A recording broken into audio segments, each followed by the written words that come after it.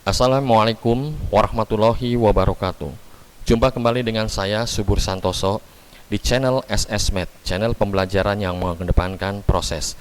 Dan bersama saya kali ini kita akan membahas nilai mutlak.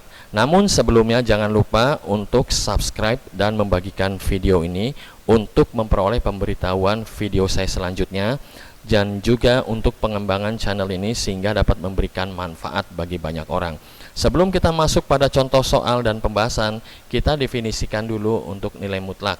Jadi untuk setiap bilangan real X, nilai mutlak X disimbolkan dengan X kurung bar, itu ditentukan oleh nilai mutlak atau harga mutlak X sama saja X untuk X-nya lebih besar sama dengan 0 dan menjadi negatif X untuk X-nya lebih kecil daripada 0.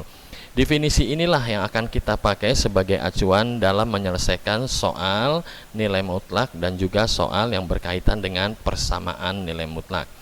Baik, kita masuk ke contoh soal 1.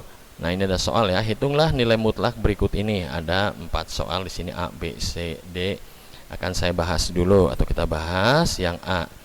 Nah, ini jangan lupa di sini tadi barusan saja disebutkan bahwa definisi ini akan kita jadikan acuan untuk menyelesaikannya nilai mutlak ya. Baik, sekarang sini kita lihat X-nya ini adalah 7. Sedangkan 7 itu lebih besar daripada 0 sehingga di sini menjadi positif. Mudah saja ya, positif tanpa ada tanda negatif. Selanjutnya untuk yang X-nya di sini dalam tanda kurung nilai mutlak ini adalah X-nya negatif 4. Sedangkan negatif 4 itu lebih kecil daripada 0. Maka dia menghasilkan tanda negatif. Nah, jangan lupa tanda negatif yang ada di sini ya, di luar ini. Nah, ini negatif. Ya, sedangkan X-nya tadi barusan X-nya negatif 4. Jadi negatif dikalikan dengan negatif memberikan hasil positif 4. Selanjutnya yang C kita selesaikan dulu, ini yang dalam kurung mutlak ini ya. 3 negatif 11 menjadi negatif 8. Negatif 8 seperti tadi lebih kecil daripada 0 sehingga di depan negatif 8 ini ada angka negatif ya. Negatif kalikan negatif sebagai X hasilnya 8. Dapat disimpulkan bahwa harga atau nilai mutlak itu hasilnya selalu positif ya. Baik, kita masuk ke pengembangan soal yang D. Nah, ini agak banyak gini ya, ada tanda semacam ini agak membingungkan juga, tapi patokan dasar kita lihat dulu tanda yang paling luar, biarkan dulu. Lalu kita lihat tanda kurung bar yang paling dalam di sini adalah ini ya, yang saya berikan tanda berwarna merah. Ini yang kita selesaikan dulu sebab ini paling dalam karena ini pun berada dalam tanda mutlak yang ini. Kita selesaikan, ini hasilnya menjadi negatif 2. Nah, negatif 2 berada dalam tanda mutlak. Seperti tadi bahwa tanda mutlak nilai mutlak itu tidak ada yang negatif, ini menjadi positif ya. Setelah ini menjadi positif, positif dikalikan positif, positif dikalikan negatif menjadi negatif. Kita hitung, ini pun masih berada dalam tanda mutlak ya.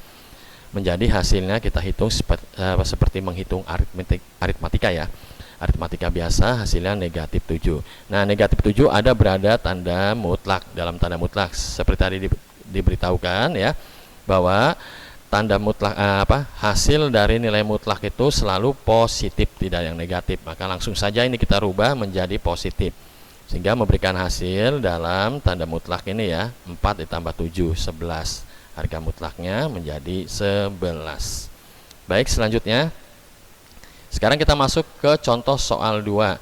Di sini kita diminta untuk menentukan nilai X dari bentuk ini adalah bentuk persamaan ya. Ada 3 soal di sini.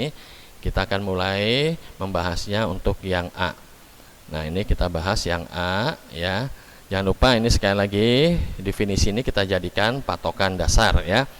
Nah, sekarang kita andaikan bahwa X-nya ini sama saja dengan X secara keseluruhan yang ada di dalam tanda mutlak ini.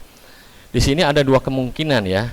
Kita kemungkinan pertama yang untuk X lebih besar sama dengan 0. Nah, ini ya. Di sini tidak mempunyai tanda negatif, tandanya positif langsung saja ini ya. Keseluruhan menjadi positif. Dan di sini merupakan persamaan linear satu variabel. Nah, ini negatif pindah ruas menjadi positif, ditambahkan 3 tambah 3 6. Kemudian seperti biasa ini kita bagi dengan 2, ini pun kita bagi dengan 2, tujuannya untuk memunculkan X dengan koefisien 1 sehingga 6 dibagi 2 3. X-nya itu sama saja atau sama dengan 3. Sedangkan untuk yang X ya lebih kecil daripada 0 ini bertanda negatif. Nah, jadi ini X secara keseluruhan akan bertanda negatif. Jangan lupa berikan kurung buka dan kurung tutup. Kenapa demikian? Karena kita akan mengalihkan secara distributif. Kalau tidak diberikan dalam tanda kurung, nanti ini tidak kita kalikan yang negatif dengan negatif 3.